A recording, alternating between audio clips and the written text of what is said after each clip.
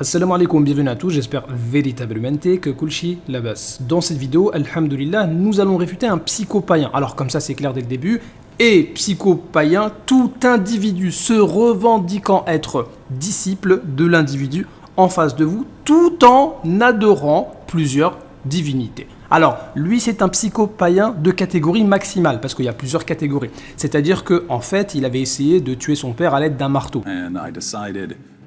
To kill my dad.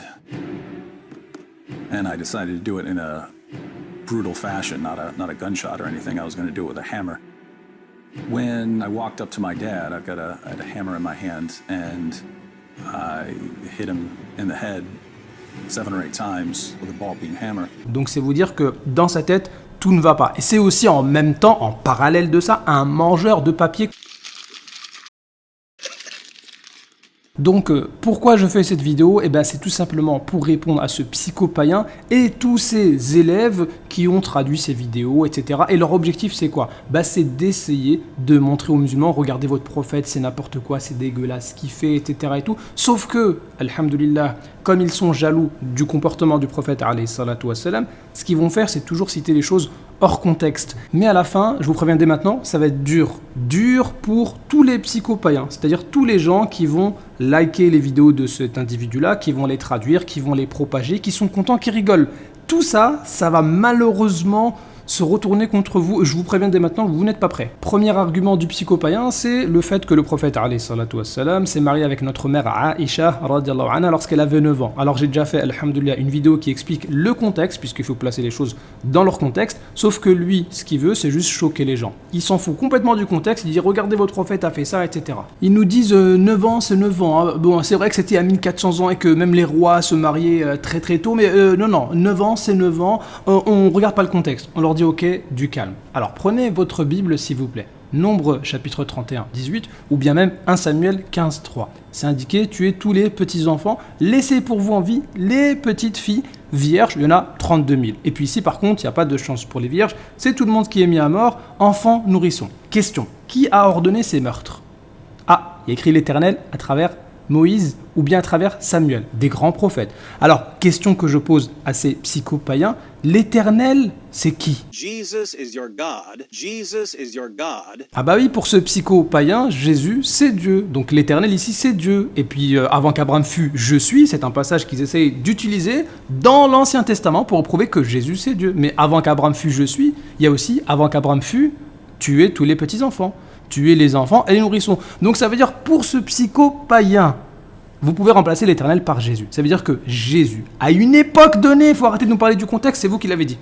À une époque donnée, Jésus, est-ce qu'il a ordonné de tuer tous les petits-enfants et les nourrissons et toutes les petites filles de 9 mois, oui ou non? Et là j'ai été gentil, j'ai mis 9 mois. Sauf que ici c'est indiqué enfants et nourrissons. Ça veut dire que vous pouvez remplacer 9 mois par 9 minutes, si vous voulez. 9 secondes même. 9 tout ce que vous voulez. Et là, c'est Jésus, selon eux, qui a ordonné de tuer toutes les petites filles. So, defend your prophet if you're able. Et donc, le seul moyen pour ces psychopaïens de dormir la conscience tranquille, parce que c'est quand même gros, pour eux, Jésus c'est Dieu, et c'est donc Jésus qui a ordonné de tuer toutes ces petites filles, ceux qui ont des enfants. Ils savent de quoi je parle. Le seul moyen pour eux d'avoir la paix intérieure, c'est de se dire c'était avant. Oh, on ne parle pas d'avant, c'est changement de contexte, ça n'a rien à voir, faut pas mélanger les époques. Les enfants et les nourrissons, c'était peut-être pas des enfants et des nourrissons. Ok, faut pas mélanger, d'accord? Mélangez pas. Ah bah alors pourquoi vous mélangez ici? Mais si cette partie-là, ça rentre dans votre tête, que Jésus ordonne de tuer toutes les petites filles de 1 jour, 2 jours, 1 semaine, 3 ans, 4 ans, 5 ans, si ça rentre dans votre tête, sous couvert de c'était historique, c'était avant, faut pas mélanger les époques. Mais pourquoi vous faites les hypocrites, prétextant que vous êtes choqués d'un mariage d'une fille de 9 ans il y a 14 siècles, alors que vos ancêtres eux-mêmes se mariaient très tôt? Islam is the only religion I'm aware of that promotes finger sucking. Sahih al-Bukhari, 54-56. Narrated Ibn Abbas, the Prophet said, when you eat, do not wipe your hands till you have licked it or had it licked by somebody else. Bon, sa deuxième ambiguïté, c'est n'importe quoi, j'ai envie de lui dire. Et alors, la nourriture, eh bien ça se mangeait très souvent avec les mains.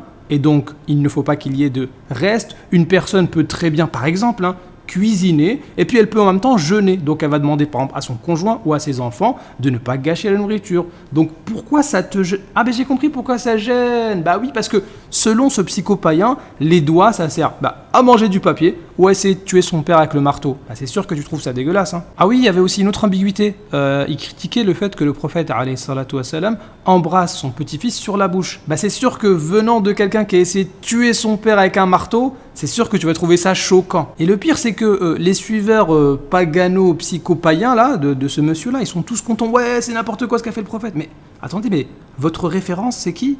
C'est quelqu'un qui a essayé de tuer son père avec des coups de marteau et qui en même temps bouffe du papier A4. Il y avait aussi une autre ambiguïté, ce psychopaïen critiquait le fait que la femme du prophète alayhi salatu wassalam nettoyait ses vêtements. Mais excuse-moi, tu as lu un peu ta Bible ou pas? Eh bien si on regarde dans ta Bible, Paul recommande aux femmes d'aimer leur mari, etc., occupées aux soins domestiques, soumises à leur mari. Un quoi? Occupées aux soins domestiques. Donc c'était elle qui lavait les vêtements de leur mari. Et si on lave les vêtements, c'est que les vêtements étaient sales. Pas besoin de rentrer dans la tête de ce psychopaïen pour faire plein d'imagination. Ah oui, regarde toujours dans ta Bible, il y a un passage intéressant.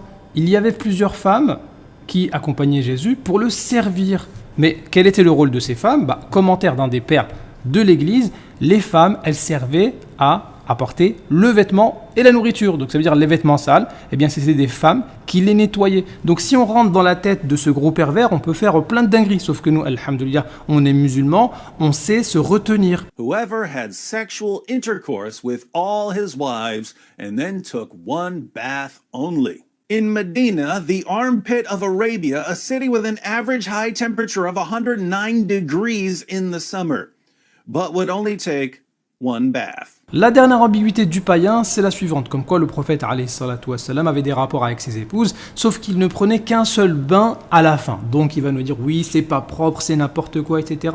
Sauf que il a complètement cité le hadith hors contexte. Regardons ici ce qui est indiqué, bi ruslin wahid. Quelle est la définition du rousl? On va prendre les mêmes sources citées par le psychopaïen, puisqu'il n'a pas expliqué c'était quoi le lavage du prophète alayhi salatu wassalam. Il faut savoir qu'en islam, il y a plusieurs types de lavage. Et le lavage en question ici qu'on appelle rousl, c'est le lavage qui permet de ne plus être en état d'impureté. Le prophète alayhi salatu wassalam, il nous donne la description de ce lavage: lavage des mains, ablution comme pour la prière, lavage des parties intimes, lavage des cheveux, faire couler l'eau 3 fois sur la tête, faire couler l'eau sur tout le corps, lavage des pieds. C'est ce lavage-là que le prophète alayhi salatu wassalam ne faisait qu'une seule fois à la fin, puisque l'eau, il n'y en avait pas comme aujourd'hui. Par contre, est-ce que ça veut dire que le prophète alayhi salatu wassalam ne se lavait pas du tout? Absolument pas. En fait, l'islamophobe, il manipule les gens. Il essaye de faire croire que tous les lavages, c'était les mêmes. Alors que non, ça c'est un lavage qu'on appelle rousl, qui permet de sortir de l'état d'impureté et donc de faire la prière. Maintenant que nous avons vu que le rousl ici, c'est le grand lavage, le lavage qui permet de sortir de l'état d'impureté et que le psychopaïen n'a sans doute jamais fait de toute sa vie.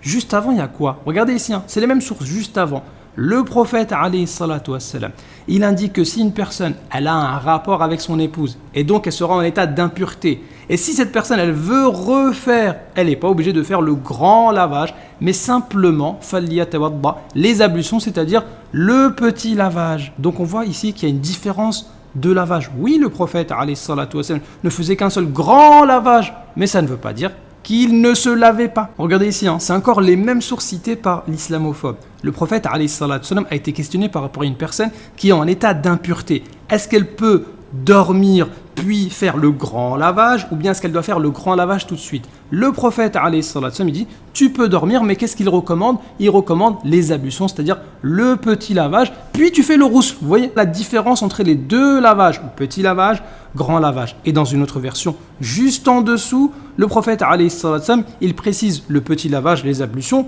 comprend bien évidemment le fait de se laver aussi les parties intimes. Donc vous voyez à quel point la manipulation de ce psychopaïen et de tous ses suiveurs, elle est évidente. Il mélange lavage religieux avec lavage non religieux, lavage hygiénique. So, defend your prophet. if you're able. Eh oui, alhamdulillah, c'est simple de défendre notre prophète, alayhi salatu wassalam. Puisqu'en vrai, ton argument, il va se retourner contre toi et tous tes suiveurs. J'ai une question à te poser. Est-ce que toi et tes suiveurs, vous avez déjà fait le lavage religieux comme le prophète, alayhi salatu wassalam? Est-ce que ce lavage, tu l'as fait? Je m'adresse aux psycho-païens et tous ces suiveurs-là qui sont tous contents. Selon vous, il n'y a pas de différence entre lavage religieux et lavage hygiénique. Et le prophète, alayhi salatu wassalam, c'est ce lavage-là qu'il n'a pas fait, c'est ça. Donc celui qui ne fait pas ce lavage, eh ben, c'est un dégueulasse. Or, vous n'avez jamais fait ce lavage.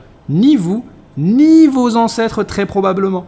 Ça veut dire que selon vos arguments, celui qui ne fait pas exactement ce lavage, c'est un dégueulasse. Donc selon vos arguments, qui se retournent contre vous, vous êtes quoi? J'entends pas bien. Vous êtes des... Voilà, ça commence par un D. Allez, vous êtes des dégueulasses. Voilà, c'est ça, merci. On peut répéter? Vous êtes... Attendez, voilà, je remets l'image. Vous êtes des dégueulasses. Dégueulasses. Ton père que tu as essayé de tuer à coups de marteau, il a jamais fait ce lavage probablement. Ton père aussi est un dégueulasse selon tes arguments. Vous êtes tous des dégueulasses selon vos arguments à vous. Allez, je vous dis à bientôt et puis la deuxième partie ça va être plus dur parce que ce sera beaucoup plus la Bible.